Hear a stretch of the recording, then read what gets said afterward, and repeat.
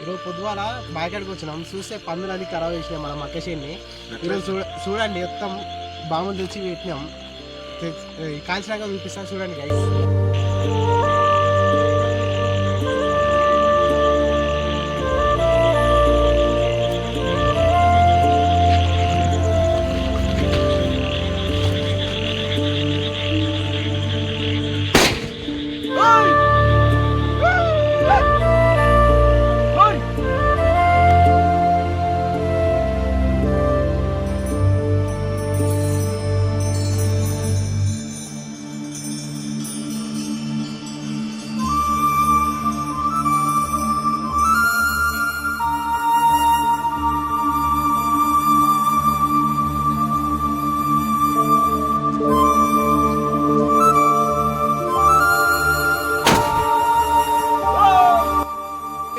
చూడు ఈరోజు మన చేను మక్క చేను మొత్తం పూర్తిగా ఖరాబ్ చేస్తున్నాయి.